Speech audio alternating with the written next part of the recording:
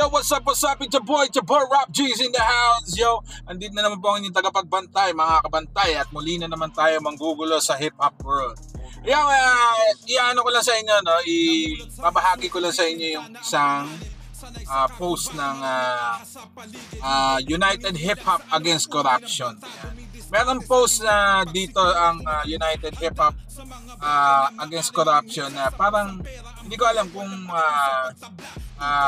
nagyayaya pa to o parang gusto nilang maprotektahan si yung isang rapper na sangkot sa gulo dun sa Menjola. Ito, basahin natin yung statement nila. Unity Statement, Hip Hop United Against Corruption. Ayan, nakalagay dito. Ang hip hop ay isang political movement na kaugnay sa kasaysayan ng kulturang ito ang paglaban sa kalupitan at pang-aapi, racism at karahasan ng kapulisan at estado sa mamamayan. Ang hip-hop ay naging armas ng ating mamamayan upang itambol ang kanilang mga panawagan sa pamamagitan ng musika at sining visual, partikular sa pagrarap at graffiti. Yan. Ngayon, nahaharap ang ating bansa sa krisis dahil sa taon-taon at administrasyong korupsyon at kapabayaan ng gobyerno sa mamamayan. Makatwiran lamang ang ating pagtindig at paglaban bilang mga hip-hop artists. Yan, sabi dito. Mariin nating kinukundina ang pahayag ng PNP, MPD na mula raw sa paghihikayat ng mga hip-hop artists ang dahilan na nangyaring karahasan sa nagdaang malaking kilos protesta laban sa korupsyon noong September 21 sa Menjola. Bulag nilang ibinabaling ang sisi sa mamamayan habang malinaw na ang dahilan kung kaya kumantong sa karahasan ng mapayapang protesta ay ang ilang taon ng pagkalugmok ng taong bayan dahil sa korupsyon at kapabayaan ng gobyerno. Ang mga mamamayan ito ay ang mga manininda sa bangketa ng Kamaynilaan na biktima ng clearing operations. Kahit nais lamang ay maghanap buhay ng patas. Sila ang mga kamag-anak ng mga pinaslang noong Oplan Tokhang na hindi man lang nakatikim ng due process. Sila ang mga mamamayan na nawalan ng kabuhayan, bahay at mahal sa buhay dahil sa baha at mga kalamidad na hindi sana mangyayari kung inuuna ng gobyerno ang kapakanan ng mamamayan at nalalaan ng tama ang pondo ng bayan para sa mga serbisyong panlipunan at hindi napupunta sa bulsa ng ilan. Mariin din natin kinukundina sobra-sobra at walang hapas na paggamit ng dahas ng kapulisan sa mga nagpoprotesta at pag-aresto sa mga menor de edad at may mga kapansanan na umabot sa puntong mayroon ng mga nasawi. Hinihikayat naming lumahok, ayan, sinabi, hinihikayat naming lumahok ang lahat ng hip-hop artists at buuin ang malawak na alyansa, ang Hip Hop United Against Corruption at makiisa sa mga panawagan kung saan marami sa ating mga kasamahan at kaibigan ang dinampot, dinamay at dinahas noong September 21 sa Menjola. Ayan, nangihikayat pala sila na lumahok ang lahat ng hip-hop artists, no, sa bubuin na malawak na alyansa ng Hip Hop United Against Corruption. Para saan kaya ito, no? Para saan kaya itong paghihikayat nila? Ito pa, korupsyon, ito, no? May mga sinabi sila dito. Korupsyon, labanan, panagutin lahat ng korap, ilitaw lahat ng dinakip, palayain lahat ng 216 na ikinulong. Yan, hindi pala, wala pala dito yung, may parang may sinabing o protection na nila yung isang rapper, no, na pero kung sa ganun man, kung may balak silang proteksyonan yung rapper na yon, siguro ang ko lang, no, suggestion ko lang or opinion ko lang, siguro mas mainam na palabasin nila yung rapper na yon and then ipaliwanag niya kung ano ba yung naging partisipasyon niya doon, na kung wala man siyang kasalanan, di ba? Kung wala man siyang kasalanan, dapat harapin niya yung inaakasa sa kanya para mapatunayan niyang hindi siya kasali doon, di ba? And then etong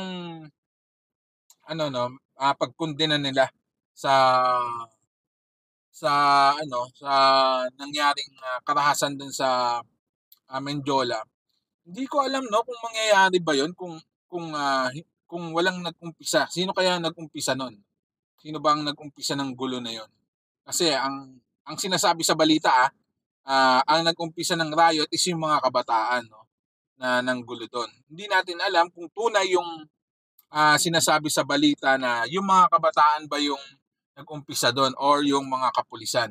Pero ang alam ko mga kabantay 'no, kasi marami din naman pulis na kung alam niyo lang maraming mga pulis, may mga sundalo na hip-hop din, kung alam niyo lang 'no.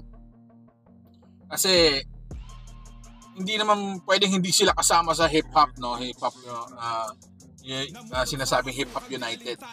Dati rin silang mga rapper, yung iba diyan dating gangster din na mga pulis. Tapos bakit paano yung nangyari sa kanila, 'di ba? Yung iba doon. Hindi ko sinasabing yung mga nasaktan na pulis. Pero may syempre yung mga kasamahan nilang pulis, masasaktan din 'yon. Masasaktan din sa nangyari sa mga kasamahan nila. Bakit nagkaganon yung mga siguro sa damdamin nila sa isip nila. Bakit ganon? Kayo lang ba yung siguro bakit ganon? Kayo lang ba yung hip hop? Di lang kayo yung hip hop. Hip hop na kami noon. Ngayon lang kayo naging hip hop. Parang ganon no. Ang siguro nasa isip ng mga dating hip hop na naging pulis na. Kasi yung mga nasaktan din na pulis doon, no? Dapat bigyan din natin ng bigyan din natin ng siguro pakikiramay kung bakit sila nasaktan doon naghahanap buhay lang din naman sila, 'di ba? Nagbabayad din naman sila ng tax, 'di ba? Hindi lang naman yung mga magulang natin nagbabayad ng tax, 'di ba? Mga kapulisan natin, galit din yan mga yan sigurado sa mga politiko, sa mga nangungurakot. Kaya lang wala silang magawa Siyempre, nila yun trabaho nila yun. Tapos, may mangyayari bang karahasan doon, di ba? May mangyayari bang gulo doon kung hindi kayo nagpunta doon, wala naman siguro masasaktan doon di ba? Hindi kayo ng bato, hindi kayo nanunog ng mga kung ano-ano doon, wala namang mangyayaring Kung naging mapayapa lang sana yung protesta. Ako, opinion ko lang yun wala namang siguro. Hindi ko din alam kung ano yung nangyari doon Hindi ko alam kung bakit nagkagulo Kasalanan ba ng mga pulis yun? Kasalanan ba ng mga nagprotesta yun? Hindi ko alam. Pero para sa akin lang, no, huwag tayo maging one-sided na bilang mga hip-hop. Kung merong dapat managot siguro, dapat panagutin. Kung yung sinasabing rapper na ang nag-umpisa noon, dapat harapin niya kung siya ba yung talagang huwag siya magtago. Dapat kasi meron naman kung wala siyang abogado, bibigyan naman siya ng abogado ng gobyerno, 'di ba? Para ipagtanggol yung sarili niya. Diba? Kung meron naman nagbayad sa kanila, di dapat din, di ba? Dapat bayaran din yung abogado niyo nagbayad sa kanila. Kasi mahirap yan yung ganyan na mag-rally-rally na. Kaya ayoko nagpupunta sa mga ganyan. Kasi alam ko may mga talagang magbubulo dyan Minsan di natin alam kung hip-hop ba yun ang gulo dyan o yung mga nakiki-hip-hop lang. Pero sana wala nang wala nang mangyari pang gulo. Kasi tayo, hip-hop tayo, pwede naman tayong gumawa ng movement na matiwasay, tahimik lang, di ba? Pwede tayong tahimik, hindi ibig sabihin na tahimik na tahimik lang na hindi natin kailangan manggulo. Kailangan sa atin is pwede naman tayong gumawa ng kanta laban sa gobyerno, di ba? Pwede naman din tayong marinig ng gobyerno sa pamamagitan ng kanta, di ba?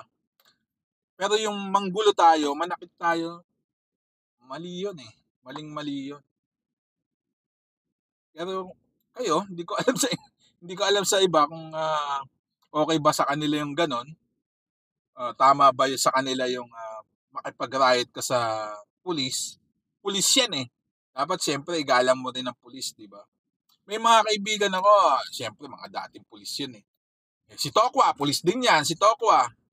Tapos si Tokwa, rapper ni Ani yan, rapper ni Francis Magalona yan.